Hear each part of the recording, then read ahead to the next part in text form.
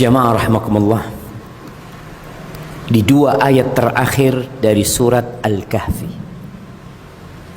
kita dianjurkan untuk membaca surat Al-Kahfi tiap hari Jumat atau malam Jumat. Dan kita dianjurkan khusus untuk menghafal akhir penutup surat Al-Kahfi. Kata Allah di dua ayat terakhir, Qul law kana al-bahru midadan li kalimati rabbi lanafida al-bahr qabla an tanfadha kalimatu rabbi walau ji'na bimithlihi madada. Banyak orang yang tidak mengenal Allah. Dia tahu dan faham dengan kemampuan atasan dia. Dia mengerti dan sadar dengan kekuatan bos dia, sehingga dia benar-benar mengagungkan bosnya, mengagungkan tempat dia kerja. Tapi Allah tidak dia agungkan. Dia remehkan Allah Azza wa Jalla. Allah mengatakan, katakan Muhammad, andai kata lautan itu tinta, kita tahu 2/3 bumi ini lautan, air. Kalau semua lautan itu adalah tinta yang dipergunakan untuk menulis kalimat-kalimat Allah Azza wa Jalla, firman-firmannya, hikmah-hikmahnya, aturan-aturannya, la nafidal bahr, laut itu akan kering jamaah sebelum menyelesaikan menulis kalimat-kalimat Allah. Walaupun kita datangkan lautan yang sama untuk menulis kalimat Allah. Ahibati fillah, Allah itu pemilik kota kita. Kalau ada orang yang berkuasa memiliki 1 juta hektar tanah, 2 juta hektar tanah, 10 juta hektar tanah, 1 miliar mungkin dia miliki.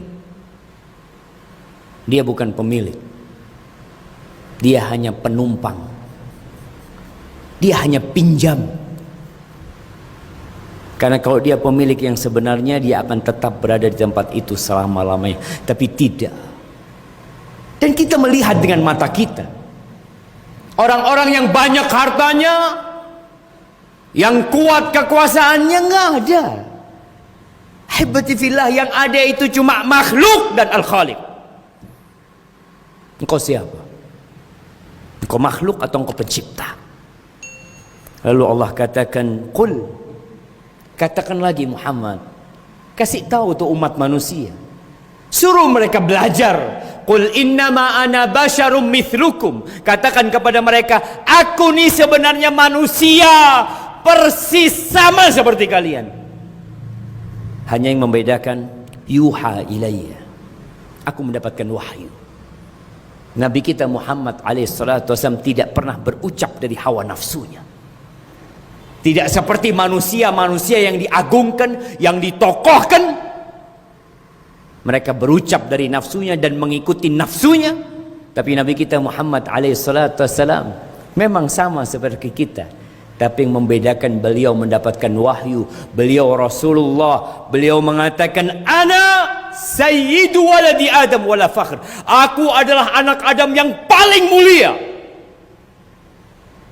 Wala fakhr.